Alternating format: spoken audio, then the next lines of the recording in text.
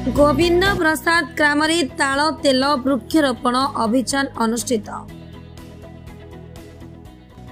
ढेंकानाल जिला Odapada block Gobinda Prasad panchayat Paresh Jena farm oil palm बा ताल तेल वृक्षरोपण अभियान कार्यक्रम आरंभ हो जाइए। Leap Palm Resources Private Limited और ढेंकानाल जिला कृषि उद्यान विभाग मिलित आनुकूल्य गोविंद प्रसाद ठारे एही चारा रोपण श्री जेना प्राय 5 एकर जमी लगा।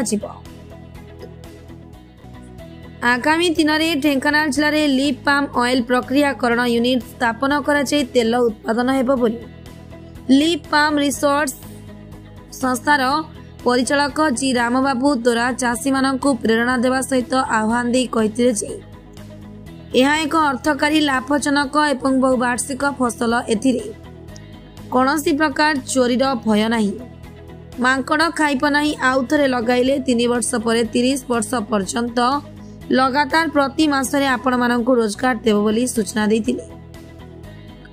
एवं एही वृक्षरोपण कार्यक्रम में ढेंकानाल ओडापड़ा कृषि उद्यान अधिकारी प्रियदर्शिनी बेहेरा दिलीप कुमार दास और पाम तेल क्षेत्र अधिकारी सुजित बेहेरा सीताराम साहू प्रमुख जोग देथिले। ढेंकानाल सदर महेश्वर साहू का report Dhenkanal news Odisha. Priyadarshini Behera assistant horticulture officer Odapada रे कोन कहबे आज केते गछ चारा आज हमर ए गोविंद प्रसाद रा मधुर बेरन ठारे आज 1 हेक्टर ऑयल प्लाम हमर जोटा अछि तेल ताळ 143 2 हेक्टर गछ हमर एठी लगा जाउछि। वर्तमान एटा हमर लिपाम जो अछंती रिसोर्स प्राइवेट लिमिटेड तांकर कंपनी रो चारा द्वारा हमें ए मधुर बेरन प्रथम थर पई कि हमें ए 2025-26 वर्ष पई कि प्रथम ताळ गछ एठी रोपण आज आरंभ कलु। धन्यवाद। मो ना जी रामबाबू द्वारा आम कंपनी ना हूँ Leap Palm Resources Private Limited. आज बड़ सौभाग्यर दिन आम ओडापड़ा ब्लॉक रो मधुर बेरणी गाँव रे परेश जेना आम फार्मर तांकर सेठी इनागुरेशन करुछु। सो यहाँ हूँ गोटे अर्थकारी फसल लाभजनक फसल एवं बहुवार्षिक फसल।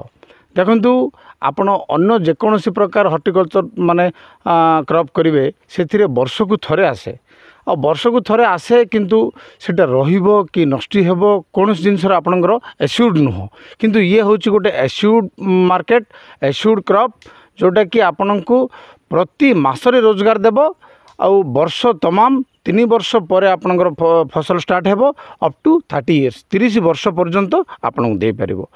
ये एभली गोटे जिनस गोटे थर आपण मैंने यहाँ रोपण कर सारा गोटे ग्रुप 1 ऑफिसर जो भाया गोटे दरमा पाई से भाया दरमा आपण मैंने निश्चित भाव में पाइपर आ बहुत चाषी ये सक्सेस हो पार्टी। आमर कंपनी तरफ सब प्रकार सहयोगिता दिज्व आम ये आमको एक्चुअली 2टा डिस्ट्रिक्ट दि जाइए गवर्नमेंट सहित जो एमओयू होती 2टा डिस्ट्रिक्ट गोटे है ढेंकानाल आरटा है जाजपुर जिला ए 2टा जिला मझिरे मझी देखिकी आम भुवन ब्लॉक पाखरे प्रोसेसिंग यूनिट रो प्लान करुचु अति शीघ्र से जगटा कौटी करुचु कौन कर समस्त को गोचर कर दिया जिवो।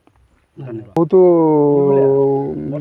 खुशी लगुच पाम ट्री कल्टिवेशन आरंभ करिछि एवं ए विषय पाम ट्री विषय रे बहुत किसी नेट रू जानिबा को पाइली वर्ष जाक